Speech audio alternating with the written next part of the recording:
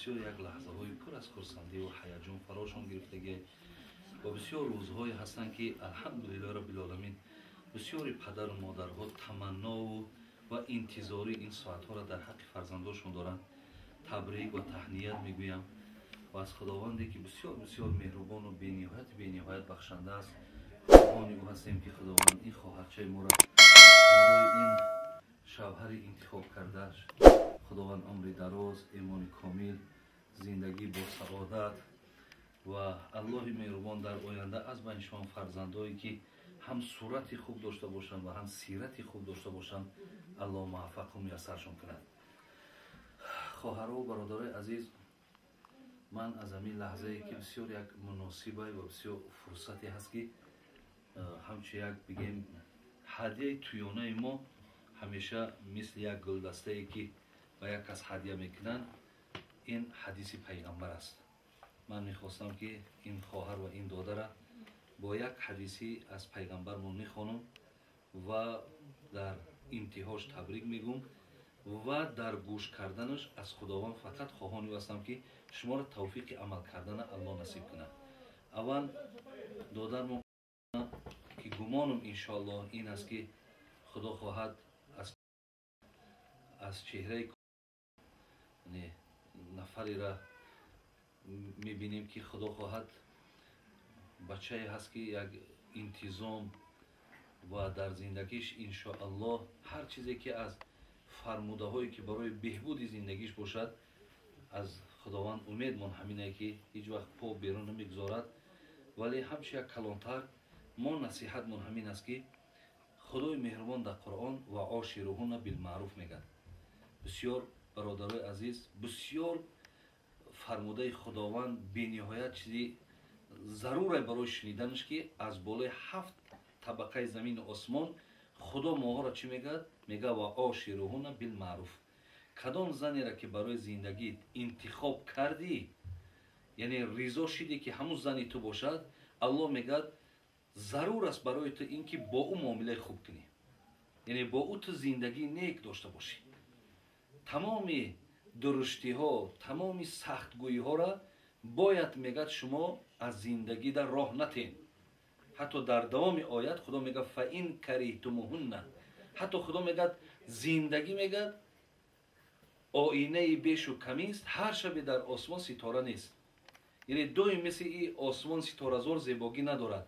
زندگی خفگی های بسیار دارد، گپ و پستی های بلند دارد، ولی خدا بازم میگه که فَإِن کَرِهْتُمُوهُنَّ فَعَسَىٰ أَن تَكْرَهُوا شَيْئًا وَيَجْعَلَ اللَّهُ فِيهِ خَيْرًا كَثِيرًا. خدا میگه اگر مبادا همون حالتها که آمد، مردها باید که صبر برای خود پیشه بگیرند و مصلحت همگان استفاده برند تا زندگی ها برادرای عزیز پاش نخورد. ما هم ای بسیاری اخبارها آگهی داریم.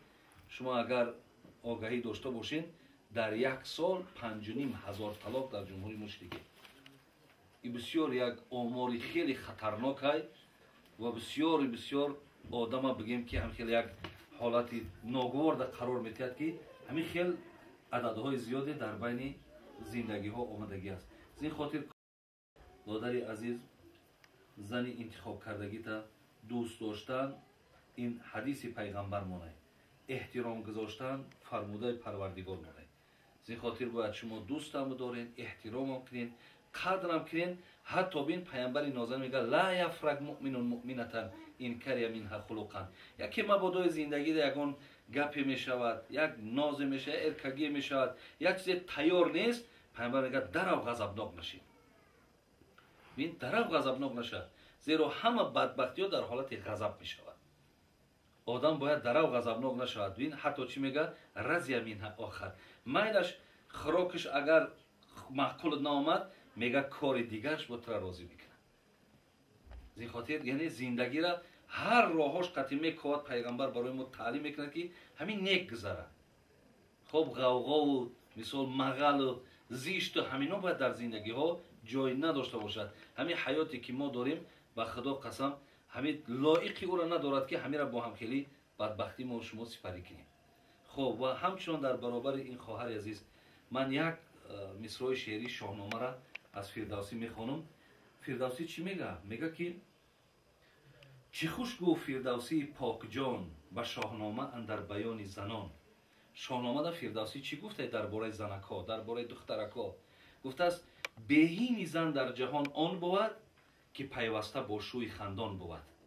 مگو این سخن را نه پا و سر است، حدیث و سخنهای پیغمبر است.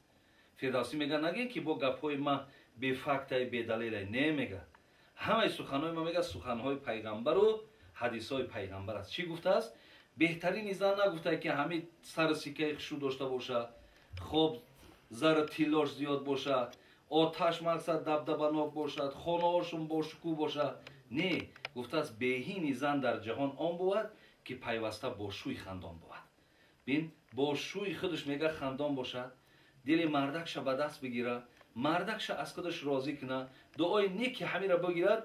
گفته است در بین تمام زنهای جهان بهترین زن همون زنه.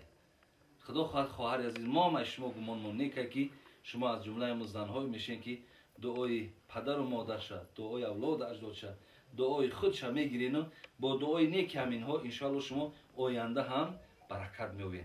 خدا عمراتون دراز کنه و ایماناتون کامل کنه و نیکاتون مبارک گردانه و همه آن تمنیات های نیکی که در دل پدر و مادراتون هست، در دل خداتون هست برای زندگیتون، خدای مهربان موفق و میسرتون کنه. آمین یا رب العالمین.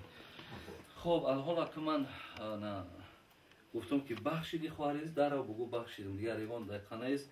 ما فکرم همه که شما خواهرای با خبرین دیگه در ایجاد اولی بگوم اولی نگوم، یکی بگوم بر وقترک این دخترکای کلوبی من تری عادت دارن، یکی بی قدر میشم اینا میگه درو گفتک فلان گفتک، این همه این وسواس، همه این چیزای همین خرافات و یک چیزای بی اساسن.